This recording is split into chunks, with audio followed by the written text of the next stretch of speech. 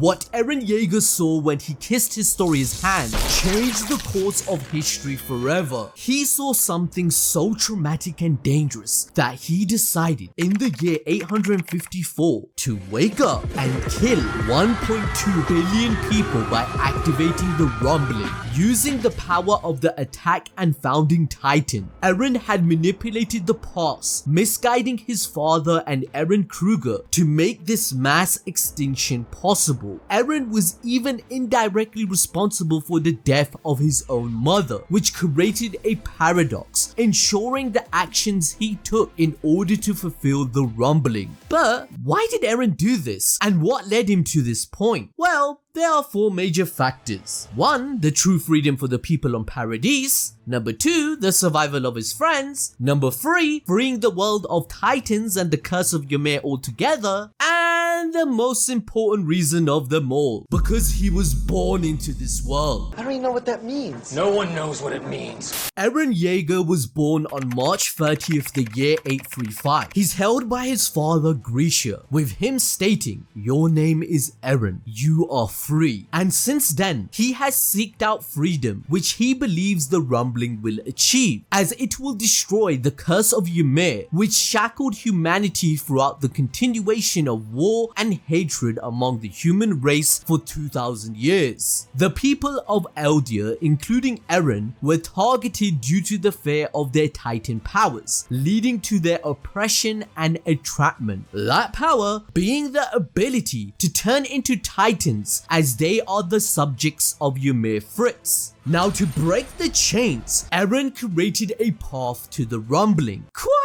literally, as he manipulated the past attack titans to ensure it occurred. In the beginning, Eren drifted through life without a sense of direction, until Armin showed him an illegal book about the outside world beyond the walls. It contained images of salty oceans, deserts, and unheard of places. This massive revelation led Eren to have an epiphany that he was not free. Eren realized he was a bird stuck in a cage, unable to spread his wings, which was the root of his hatred for the Titans and the walls. He slowly realized that seeking freedom is human nature, and everyone deserves it, as they were born into this world with that right. So anyone who takes away that right is the enemy. However, much like an onion, there are many layers that must be peeled to understand Eren's fight for freedom, as another aspect was fighting against injustice. We witnessed this journey through his enemies shifting from arc to arc. First, it was the walls, to the titans, then to the titan shifters, and finally the very people responsible for it all, ordinary humans and people of the outside world. Therefore, Eren's mentality evolved into a us vs them philosophy, otherizing the enemies. This means anything is justified, as shown in chapter 55. When Levi and Hanj were torturing Djal Sanis, Eren had no issue with the process,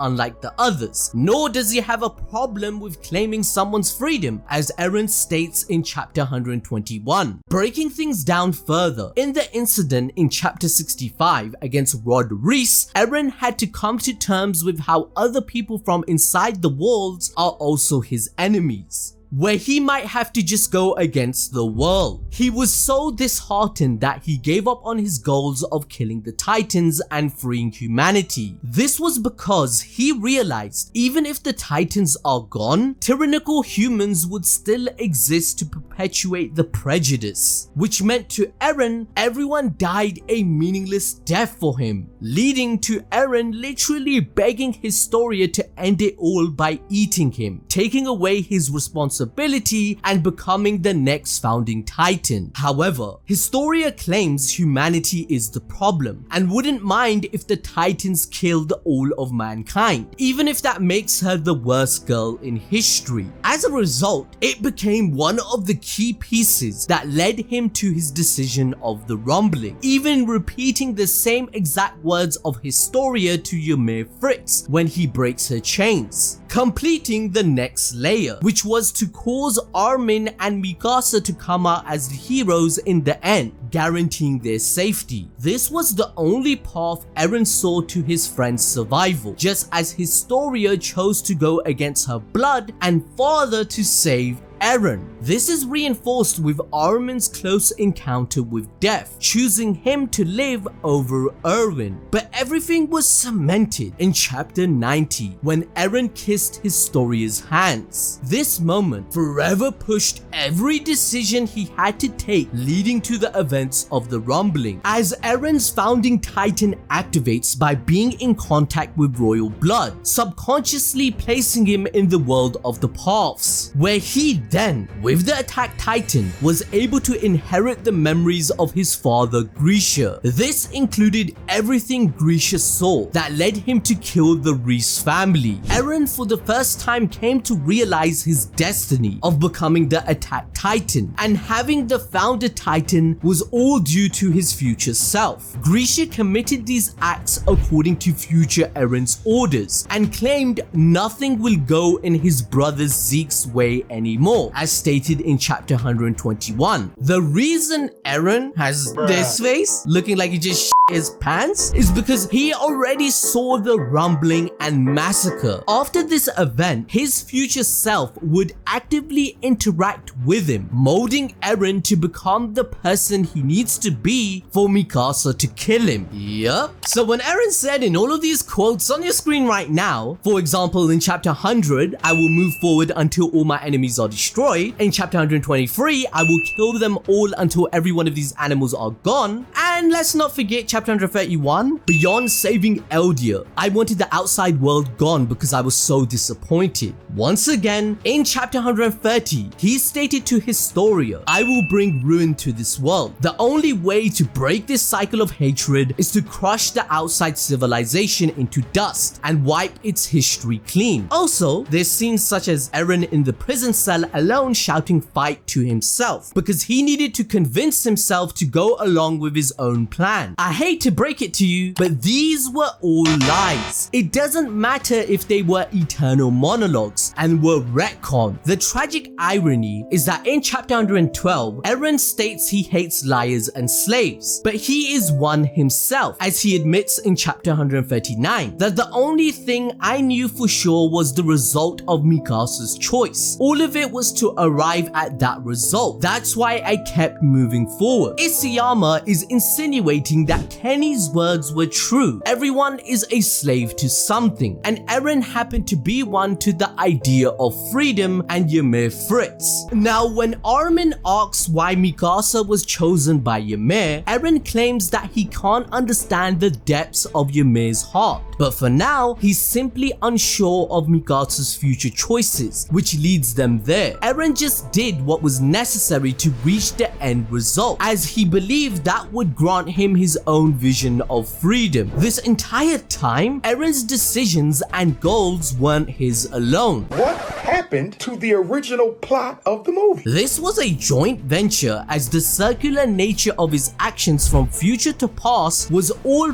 perfectly knitted by Ymir Fritz, the first founding titan. Going back to the past, Ymir was a young Eldian slave during the reign of King Fritz. Due to an expression of her oppressed self, Ymir freed some caged pigs, which resulted in her own freedom, but at a cost. She was chased down by dogs and soldiers, which resulted in our very first founding titan being born, as she merged with an ancient organism. Zeke Yeager gave us the understanding that Ymir created the concepts of the titans with this spinal-like creature as a way to cope with her feelings and danger. She molded her thoughts into reality through this ancient worm, as it was something that could protect her and the connection she has to the world. This is why the power of the titans is activated by the release of blood, highlighting that pain and fear of separation from this world is what led to this power in the first place. This feeling would also later lead to the creation of the world of paths by Ymir. She used the Titan's power to help King Fritz build his empire, and contributed to wars that led to Eldia's dominance at the expense of others. In return, Ymir was granted the royal seeds of King Fritz, leading to her children, Rose, Maria, and Sina. However, day in and day out, Ymir was used as a puppet soldier until 13 years later, she finally decided to stop holding on to this world and pretty much let herself be killed without feeling the need to heal and survive. But in the midst of this decision, Ymir, weirdly enough, realized that she did indeed love her kids and even her oppressor King Fritz. Why?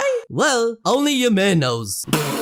So, due to this fear of separation, she created a world where she can live in perpetuity, connected to her children and their descendants. This was her way of never being alone. However, once again, she would be enslaved, this time by a mental shackle to the fear of moving on from her family. Sadly, to free herself from her own obsession and self-entrapment, she sought to relive her feelings with a different outcome. These feelings were eventually found by Ymir, who looked within the past into her progeny and found that she resonated with Mikasa the most as she peered into her windows of her mind and soul. Mikasa, who after having her Ackerman blood activated, decided to protect Eren throughout his life. The gain in power by both Mikasa and Ymir gave them a sense of obligation to protect the ones responsible for their new life. This protection was stated as being slavery by Eren, but that was proven false when Mikasa's actions were actually based on love, which was exactly how Ymir felt about King Fritz. But through this, she needed Mikasa to vicariously be free from this love and enslavement. And what better way to do that other than to push her to the limit by making her lover Eren a mass murderer just like King Fritz?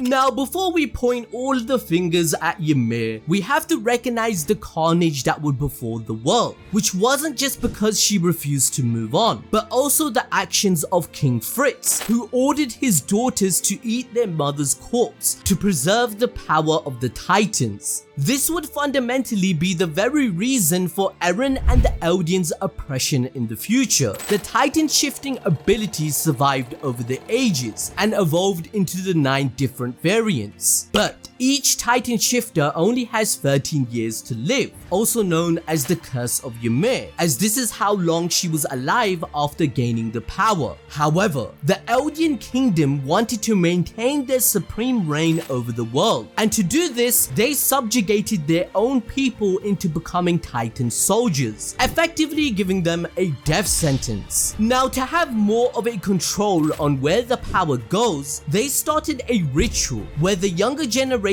would inherit this power by eating their predecessors. To make things even worse, the kingdom would even transform ordinary Eldians as pure Titans, using them as battle pawns. All of this was only possible due to Ymir's own subjugation to the royal family, who would continue to do this evil throughout the world. This only stopped when one king realized their race was evil. So to save the world, he separated the Eldians, entrapping them within the walls. But this led to another form of oppression. Instead of being used as battle pawns, their history and memories were stolen, and their rights to see the outside world were stripped away. Meanwhile, Eldians across the world were subjugated to harsh treatment by being seen as slaves or second-class citizens of the world, all due to the fear ordinary people had. And could we blame them? They feared power that could easily turn the tide against them. So the Eldians lived horrible lives, and their own existence was seen as a curse by others and themselves. Now, how does killing 80% of the world's population give Eren the freedom he sought? Come on, you should have by now, only Ymir knows. Eren understood to free his friends, it meant freeing Ymir Fritz and following her script.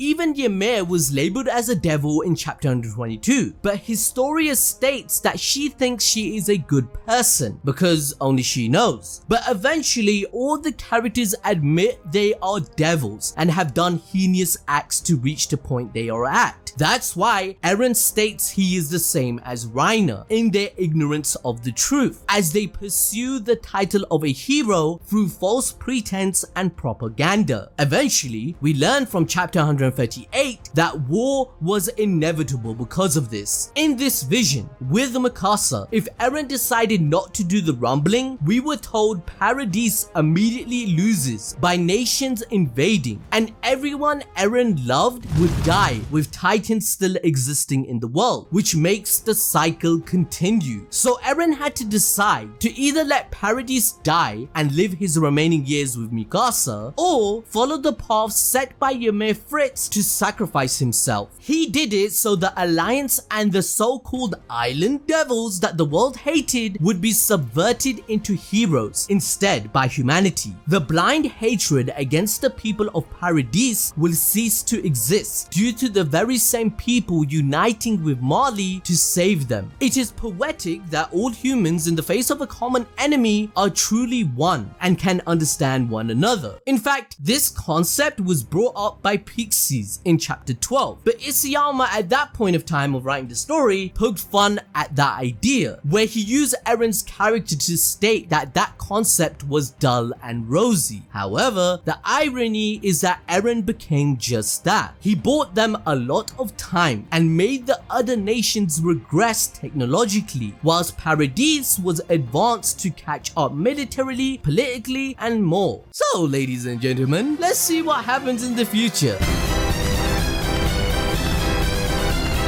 Yeah, nothing worked out, everyone died, and everything was retconned with chapter 139, creating multiple plot holes that destroyed the entire story. To learn the countless plot holes, watch this video on your screen right now, where I explain what went wrong in chapter 139.